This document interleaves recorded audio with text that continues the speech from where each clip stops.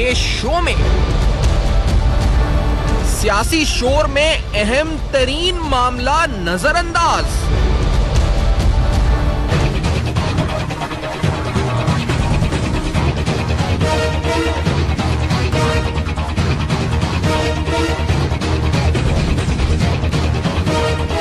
भारतीय आबी जारियत पाकिस्तान की हिकमत अमली कितनी मौसर।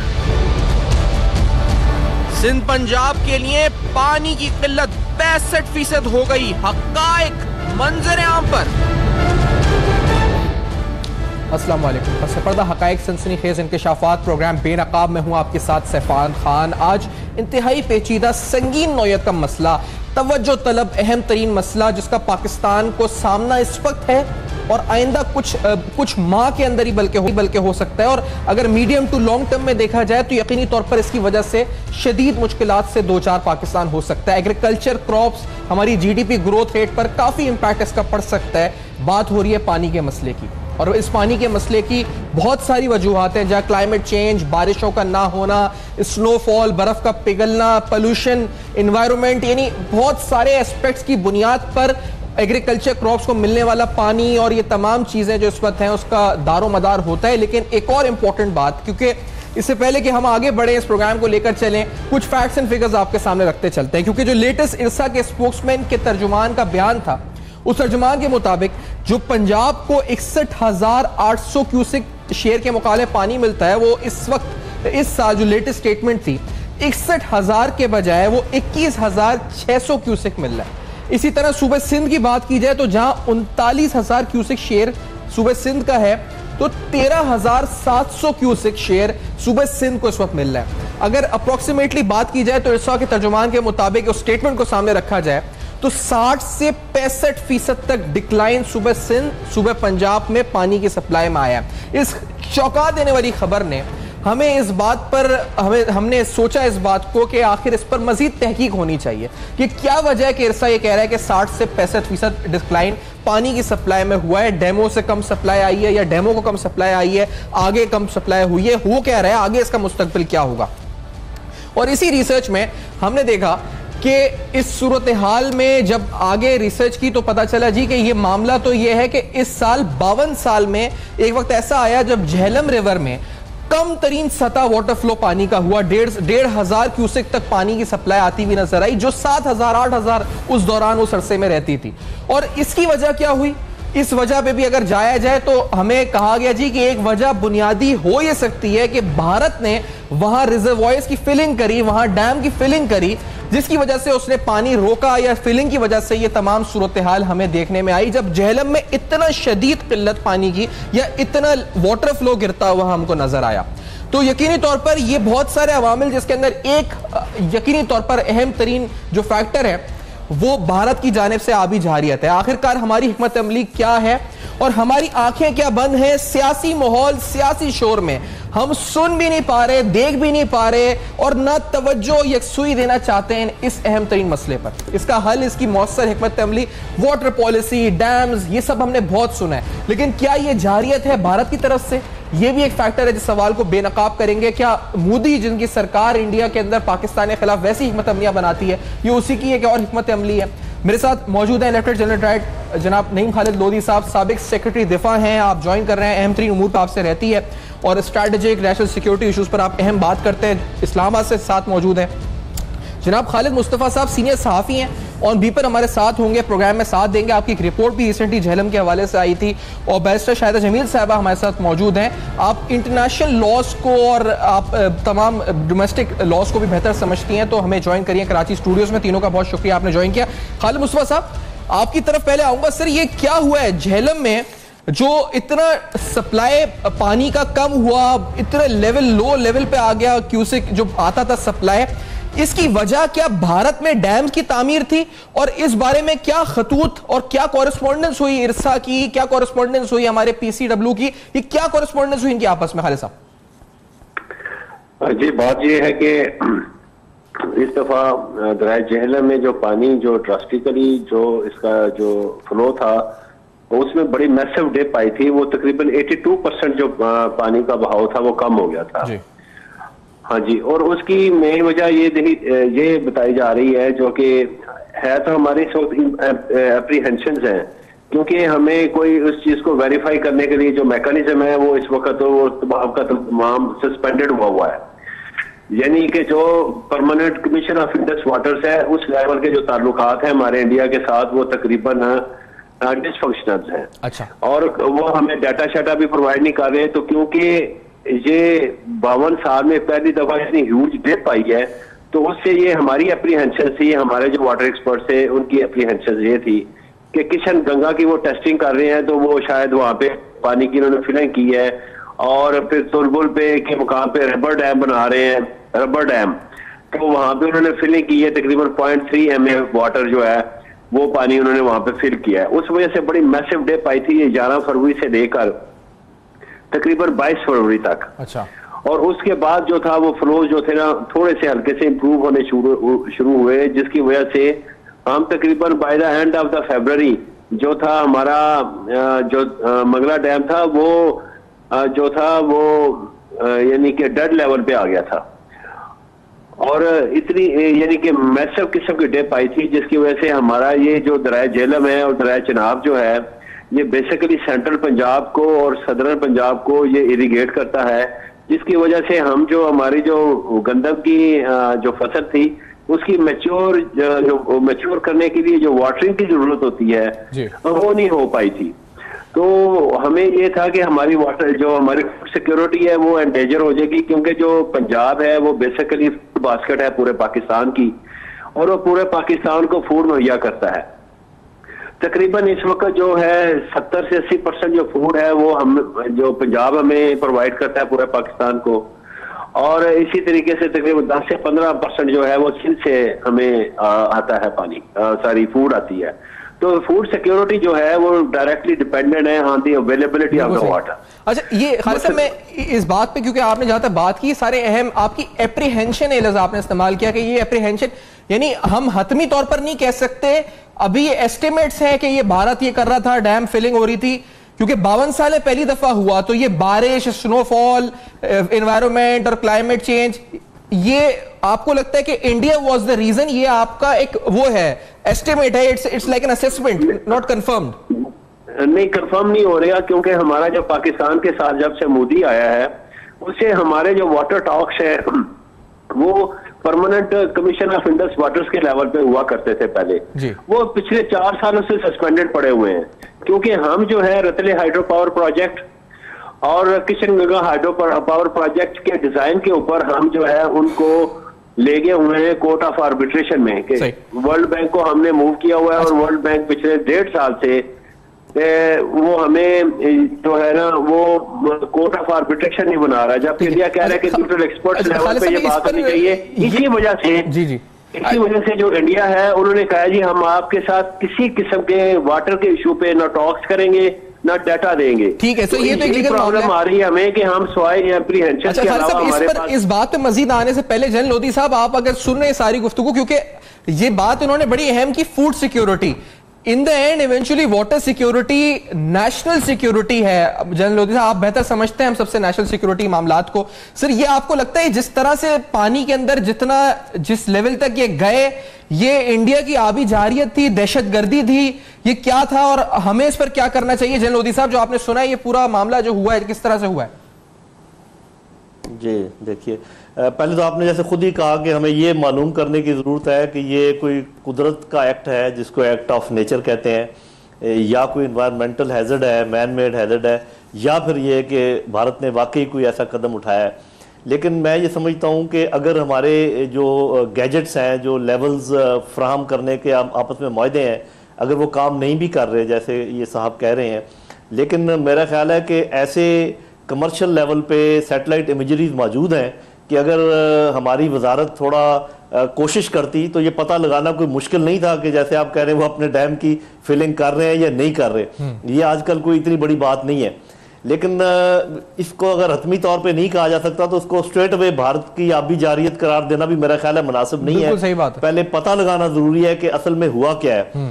जो असल बात समझने की है दोनों मुल्कों के लिए, हिंदुस्तान के लिए, पाकिस्तान के लिए, लीडरशिप के लिए, हमारे टेक्नीशियंस के लिए, जितने भी लोग ये बातें समझते हैं कि आज के ज़माने में जो एनवायरमेंटल हैजर्ड्स हैं वो किसी एक मुल्क पर अलग से तो हो नहीं सकते, ये खित्तों के खित्ते लपेटते हैं। और अगर पाकिस्तान और हिंदुस्तान ने आपस में बातचीत ना की और इसी तरीके से एक दूसरे से मुंह मोड़े रखा तो जो भी यहाँ पर एपिडेमिक्स आएंगी, जो मसाइल होंगे वो फिर दोनों को भुगतने पड़ेंगे। उस वक्त फिर हम एक दूसरे की तरफ देख रहे होंगे कि ये क्या सर, मुझे एक सिर्फ ब्रेक की तरफ बढ़ना है कि सबसे पहला कदम सर, मैं बिल्कुल इसी पहले कदम के ऊपर इस लफ्ज से आएंगे और मैं बैसर साहिबा भी अपना लीगल ओपिनियन देंगी क्योंकि court of arbitration, World Bank, international courts, international laws क्या कहते हैं और नेशनल सिक्योरिटी के लिहाज से जो लोधी साहब क्या कहते हैं। इस ब्रेक के बाद करेंगे बेनकाब, मेरे साथ रहेंगे।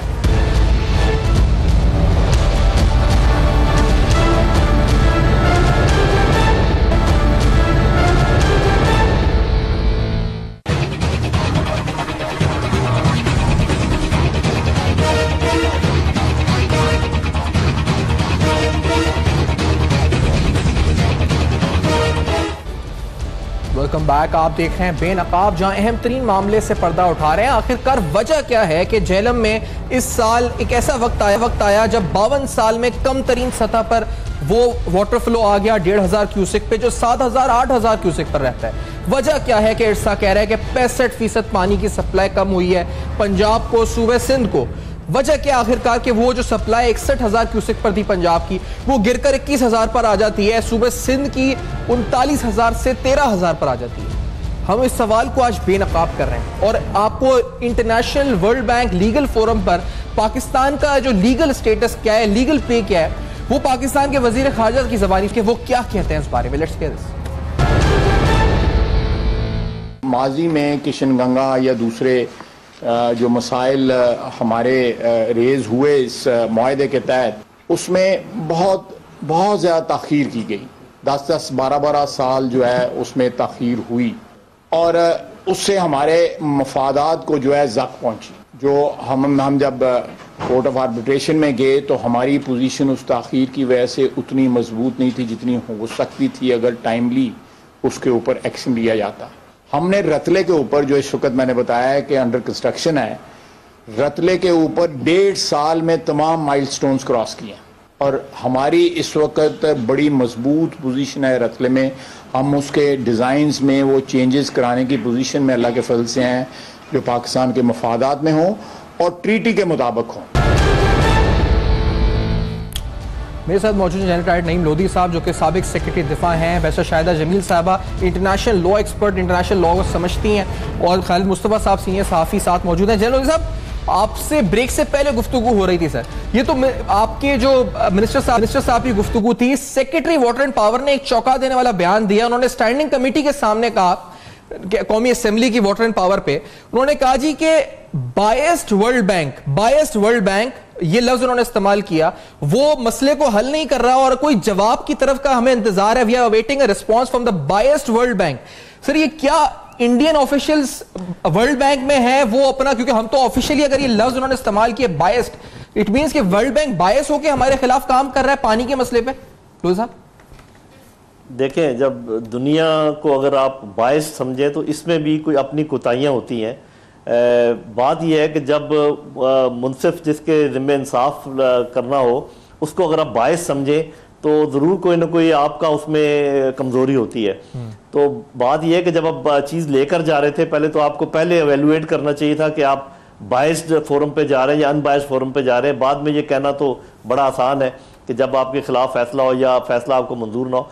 तो वो जो मैं पहले बात कर रहा था कि पहला स्टेप तो ये है कि इस बात को असर्टन करना चाहिए हतमी तौर पर कि ये जो मौजूदा कमी है ये इसकी बुनियाद क्या है, इसकी वजह क्या है। इसके बगैर तो आप एक दूसरा कदम उठा ही नहीं सकते। और इसमें यह भी हमें ध्यान में रखना चाहिए कि मोदी ने ये बरमला कहा था कि उसने कहा था अपनी हिंदी में कि रत और पानी इकट्ठे नहीं बह सकते, यानी कि जब तक हमारे ताल्लुकात ठीक नहीं होते उनके ख्याल में जो खून बह रहा है उसके साथ साथ पानी नहीं बह सकता। जिसका मतलब यह है कि इंडिया तो उन्होंने दे दिया था कि हम इस किस्म का काम कर सकते हैं, लेकिन इसको हतमी तौर पे इस्टेब्लिश करना ये पाकिस्तानी हुकूमत की जिम्मेदारी है। उसके बाद दूसरा स्टेप जो है वो ये कि इसको इंटरनेशनल फोरम पे लेकर जाना कि ये देखिए, आप उनको तस्वीरें दिखाइए कि ये 15 दिन पहले पानी की सतह ये थी, आज ये है, जिसका मतलब ये कि वो फिलिंग कर रहे हैं, हमें बगैर बताए फिलिंग कर रहे हैं, ऐसे मौसम में फिलिंग कर रहे हैं जबकि पानी की किल्लत है। तो ये सारी चीजें आप लेकर जाएंगे तो तब आपको कोई केस बनेगा ना।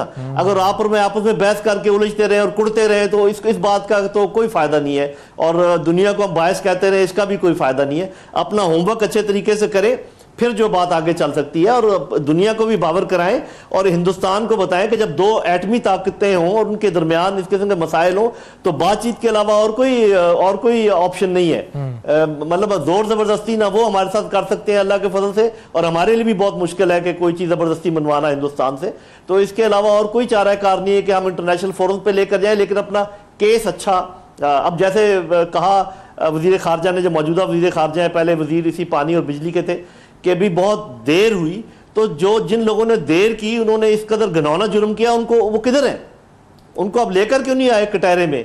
सिर्फ ये कह देना कि जी देर की और बहुत उन्होंने इसको नजरअंदाज किया, ये तो काफी नहीं है।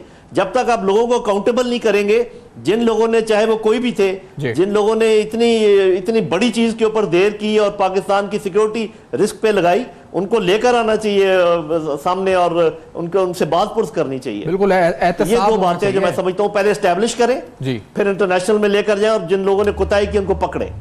नहीं, एग्जैक्टली ये पूरा स्टेप बाय स्टेप प्रोसीजर हो गया। लेकिन वैसे साहब मैं आपसे पूछना चाहूंगा, हम इतने उलझे हुए हैं यहाँ पे पाकिस्तान में, बिल्कुल सही है कि इस वक्त जो हो रहा है सियासी तौर पर, वो चाहे अपोजिशन हो या हुकूमत हो, ये जो स्टेप बाय इन्होंने प्रोसीजर बताया जनरल साहब ने, ये करने के लिए आपको लगता है वैसे साहब कोई है इस वक्त जो ये करे और ये पता करे कि क्या हुआ है और कितना आसान है? उन्होंने कहा मैपिंग हो सकती है, अब तो सैटेलाइट सिस्टम है, वी कैन इजिली एक्सेस, कि हमें पता चल सकता है कि क्या डैम फिलिंग हो रही है, नहीं हो रही है।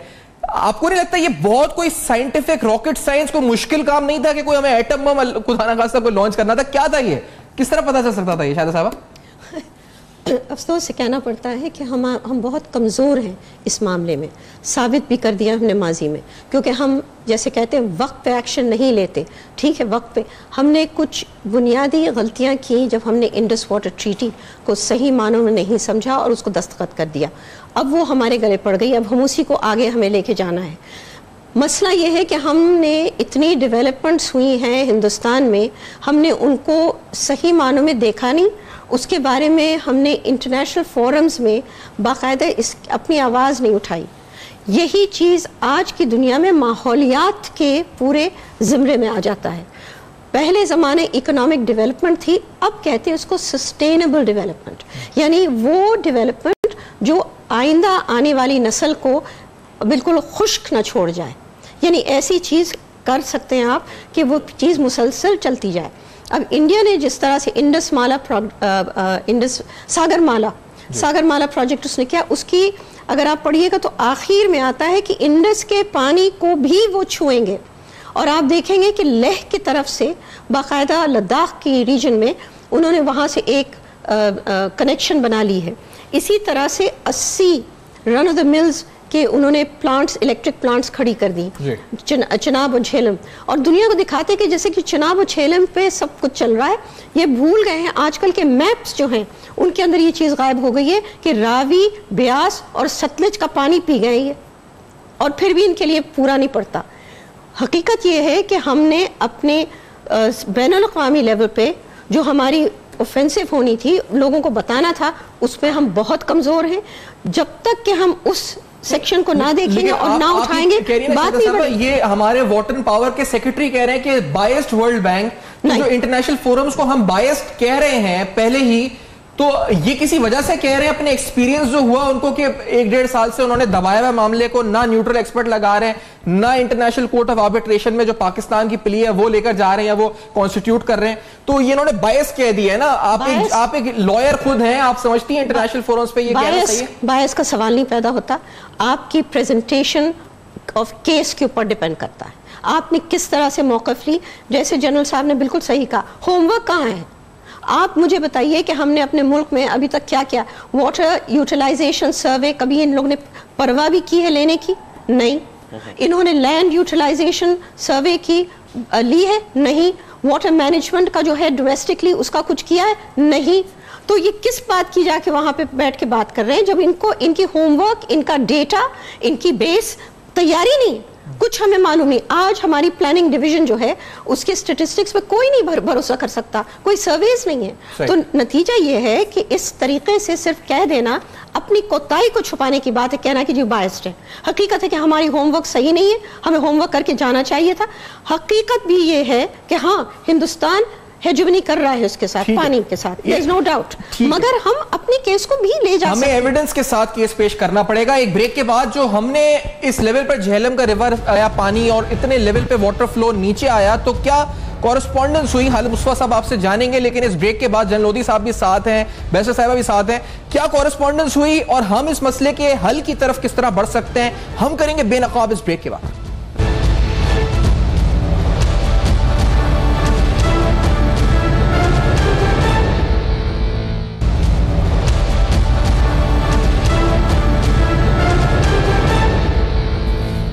Welcome back. आप देख रहे हैं बेनकाब, जहां अहम तरीन संगीन मसले पे आज बात हो रही है, पानी के मसले बात हो रही है। जब इतना रिवर का लेवल इतना नीचे तक गया, वाटर फ्लो 1500 क्यूसेक तक आ गया, तो हमारी अथॉरिटीज क्या कर रही थी? PCIW, इरसा, ministry of water and power, उनके इल्म में ये बात थी? उन्होंने क्या कॉरेस्पॉन्डेंस करी और उनकी तरफ से क्या एक्शन लिया गया? क्या इस बात तक पहुंचा गया कि ये क्यों हो रहा है पंजाब हुकूमत बेशमूल, और क्यों हो रहा है, ये सवाल जानने के लिए मैं खालिद मुस्तफा साहब आपसे पूछूंगा, क्या खतो किताबत हुई, क्या कॉरेस्पॉन्डेंस हुई इरसा, PCI, water and power, Punjab government, और क्या उन्होंने पूछा कि क्यों हो रहा है ये, और क्या उसका नतीजा कुछ निकला?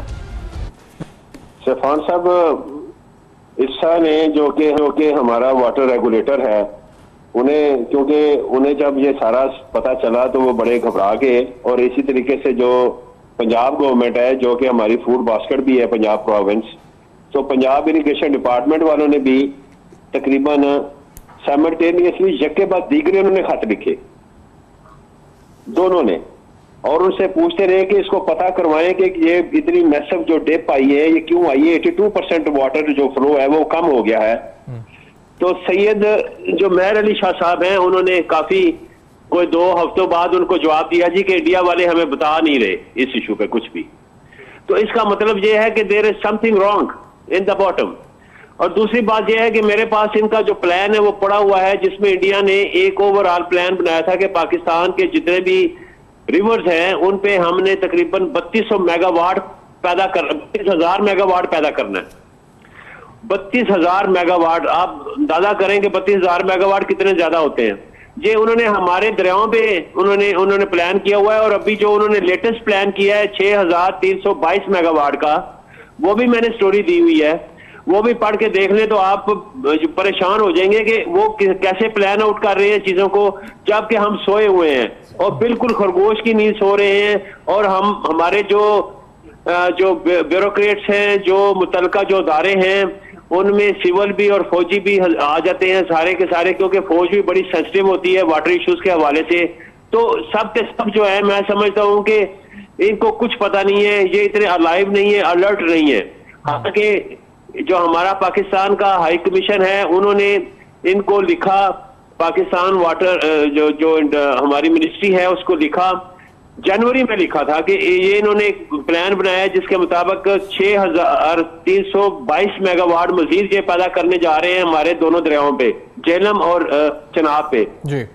और उन्होंने उन तमाम प्रोजेक्ट्स की जो थी उन्होंने PC1 वगैरह भी इनको भेज दिया था। यानी उन्होंने वहां पे जो इंटेलिजेंस के जरिए अपनी जो वहां पे उनके अपने जो उन्होंने कल्टीवेट किए हुए सोर्सेज उनके जरिए उन्होंने तमाम की तमाम जो थी इनपुट अपनी दे दी हमारी मिनिस्ट्री को। अच्छा। लेकिन ये सोए हुए हैं और हमारा फॉरेन ऑफिस इस हवाले से इतना ज्यादा मैं समझ अलर्ट नहीं है। क्वेश्चनेबल इनकी आउटपुट है, क्वेश्चनेबल आउटपुट है। सही। और मैं आपको ये बता दूं कि हमें जब पता है कि हम लो रिपेरियन है और हमारा जो 85% जो वाटर रिवर फ्लोज हैं वो ट्रांस बाउंड्री है उन पे, यानी कि वो इंडिया से आते हैं, काबल से यानी अफगानिस्तान से हमारे एक दरिया आता है, 3 दरिया हमारे वहां से आ रहे हैं इंडिया से। तो 85% वाटर फ्लो जो है हमारा ट्रांस बाउंड्री है, ठीक है। और 30 दिन सिर्फ हम सरप्लस होते हैं, मानसून के जब सीजन आता है तो हमारे पास पानी सरप्लस होता है। बकाया जो है 335 दिनों में हम जो होते हैं हमारी डिमांड के अगेंस्ट हम वाटर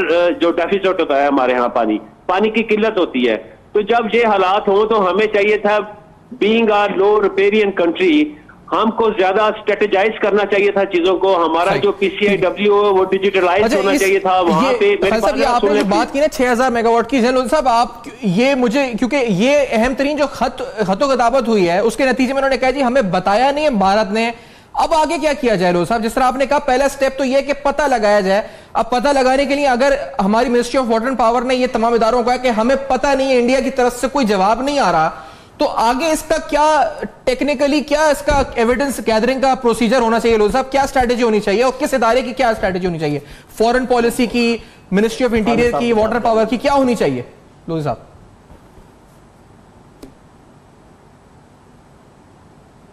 जी जैन लोधी साहब, तो मेरी आवाज आ रही है जी? एक मिनट जी लोधी साहब, आप तक आवाज मेरी नहीं आ रही शायद, वैसे शायद जमील साहब जी जी मेरी जरा बात सुने जी, एक सेकंड मुझे दीजिएगा कि टाइम थोड़ा कम है। तो शायद जमील साहब आप सुनिए आपने सारी बात, क्या स्ट्रैटेजी होनी चाहिए हमारी? इधर से हमें पता नहीं चल रहा कि क्या होगा। मैं तो बोल नहीं रहा। अच्छा लोधी साहब आप बोले, बोलना चाह रहा हूं लेकिन मेरी आवाज आप तक। जी जी बोले लोधी साहब, आपकी आवाज आ रही है हम तक, आप बोले। जी मैं देखे, बात यह है कि जैसे बैरिस्टर साहिबा ने कहा कि जो इंडस बेसिन ट्रीटी है, पहले तो उसको देखना चाहिए कि उसमें क्या अच्छाई या बुराई है। मेरे अपनी समझ में, मैं गलत हो सकता हूँ, कि जब ये इंडस बेसिन ट्रीटी की गई उस वक्त ट्रांस बॉर्डर वाटर डिस्ट्रीब्यूशन की ट्रीटी मौजूद नहीं थी जी। वो बाद में मारज़ वजूद में आई। इसकी वजह थी कि हमें इंडस बेसिन ट्रीटी के लिए जाना पड़ा, और मेरे ख्याल उन हालात में शायद ये एक अच्छी ट्रीटी थी। ये जो बात कर रहे हैं कि इतने मेगावाट बिजली पैदा करने का उनका प्लान है, तो उस ट्रीटी के अंदर इस बात की इजाज़त है कि अगर नॉन कंजम्पटिव यूज़ हो, यानी कि आप बड़ी स्टोरेजेस ना करें, सिर्फ एक अलाउड स्टोरेज करें, तो आप बिजली पैदा कर सकते हैं। आप डोमेस्टिक यूज़ के लिए पानी इस्तेमाल कर सकते हैं, आप हिस्टोरिकल यूजेस जो पहले किए हैं उसमें इस्तेमाल कर सकते हैं। सिर्फ ये है कि हमें ये देखना है कि क्या वो उस ट्रीटी के मुताबिक हो रहा है या नहीं। जैसे खालिद साहब कह रहे हैं कि उन्होंने आपको PC1 भी यहाँ भेजे, तो किसी को उस पर काम करना चाहिए था कि ये किस तरीके से हो रहा है। अब लेकिन 2-3 बातें देखें, याद रखें। Number 1, bias of world bank. आपको पता है कि वर्ल्ड बैंक के ऊपर अमेरिका का कितना असर रसूख है। अमेरिका के साथ आपने बिगाड़ रखी है, साफ ज़ाहिर है वो जो भी वजूहात हैं, तो फिर साफ ज़ाहिर है कि वर्ल्ड बैंक का असर तो आपके ऊपर पड़ेगा। अमेरिका और हिंदुस्तान का एक नेक्सस है, और वो अगर आपको तकलीफ पहुंचाना चाहे तो पहुंचाएंगे। हिंदुस्तान तकलीफ पहुंचाएगा और अमेरिका मुंह दूसरी तरफ कर लेगा। हमें इन तमाम चीज़ों में ये देखना चाहिए कि कश्मीर का मसला हल करना कितना ज़रूरी है। और मेरे वो बहन भाई जो ये कहते हैं कि इसको फ़िलहाल बैक बर्नर पे डाल दें और पहले हम अपने ताल्लुकात ठीक कर लें, तो ये बैक बर्नर पे डालने के इस किस्म के मसाइल खड़े हो सकते हैं कि आपको अगले 5 साल 7 साल में पानी की बूंद बूंद को तरसने लगे। तो मेरा ख्याल ये है कि हमें बिल्कुल प्रायोरिटी के ऊपर पानी का मसला और कश्मीर का मसला जुड़ा हुआ है, इस पर हमें बातचीत करनी चाहिए। हमें टेक्निकली अपना डाटा अच्छा तैयार करना चाहिए, इंटरनेशनल फोरम को इस्तेमाल करना चाहिए और इस पर हमें आगे बढ़ना चाहिए। ये आपस में अगर हम खत्तो किताबत करते रहेंगे इसका कोई फायदा नहीं होने वाला। ठीक है। और शाहिदा साहबा, ये आगे से जो हमने कहा था ना कि एविडेंस कलेक्ट, आप एक लॉ लीगल एक्सपर्ट है, जनरल साहब ने भी बोला जी कि पहले आप गैदर पता करें मसला क्या है। तो शायद साहब फिर अब क्या हो, अगर वो खत लिख रहे हैं, खत के जवाब में ये कहा जाता है कि हमें नहीं पता या इंडिया नहीं बता रहा, तो हम इससे क्या आगे क्या असेसमेंट इससे कर सकते हैं और क्या लीगली आगे प्रोसीजर फॉलो कर सकते हैं? बहुत से तरीके हैं, मगर उसमें यह है कि आपको इंटरनेशनल पब्लिक ओपिनियन को भी उजागर करना है। आजकल के ज़माने में उसके बगैर किसी का भी पल्ला जो है थोड़े से वजन भी नहीं पकड़ता। नैरेटिव बनाए अपना, नैरेटिव बनती है, उसके अलावा आपके ऑफेंसिव्स बनती हैं। सिर्फ एक जगह नहीं, बहुत सारे फोरम्स मौजूद हैं पानी के इस वक्त बैनुल-अक़वामी लेवल पे। हमने किसी उन फोरम में जाके बात नहीं की। वहाँ के बहुत सारे नेशनल साइंटिस्ट हैं, उनसे भी हमने बात नहीं की, हमने मोबिलाइज नहीं किया, हमने इस इशू को उठाया नहीं जिस माने में हम कर सकते। इंडिया ने किया है। मसलन अब हमें यह है कि Kashmir is a water war, हमने ये पॉइंट उठाई नहीं कि कश्मीर वाटर वॉर है, वो भी कश्मीर को इस्तेमाल कर रहे हैं as a water war Pakistan के खिलाफ। जैसे हमने आपको मैं बताऊं कि 2001 में ब्रिगेडियर नायर बैठे हुए थे दूरदर्शन में, उस टीवी पे उन्होंने कहा नट क्रैकर स्ट्रेटजी है पाकिस्तान के खिलाफ, कि हम उसको जैसे कि अखरोट को तोड़ते हैं तो पानी के जरिए से हम इसको भी तोड़ेंगे। नतीजा है कि हमें पता है कि वो क्या कर रहे हैं, लेकिन उसका कोई फायदा नहीं होता जब तक हम अपनी होमवर्क करके आगे ना बढ़े, उस मसले को आगे ना लाएं। बहुत सी चीज़ें हमारी जो है अफेक्टेड है। मसलन हम अपने मुल्क में हाई कंटेंट वाटर जो बाकायदा पीता है उसको हम उगाते हैं। देखिए शुगर केन इंडस्ट्री जो है वो बहुत हाई कंटेंट ऑफ वाटर इस्तेमाल करती है, लेकिन हमारा जो शुगर माफिया है वो उसको हिलने नहीं देगा। हालांकि ये जो जगह ये चीज़ होनी चाहिए कहीं और होनी चाहिए, मगर आपके पास एग्रीकल्चर सर्वे, लैंड कोई सर्वे, कोई प्लानिंग, कोई डेटा, कोई मैपिंग नहीं।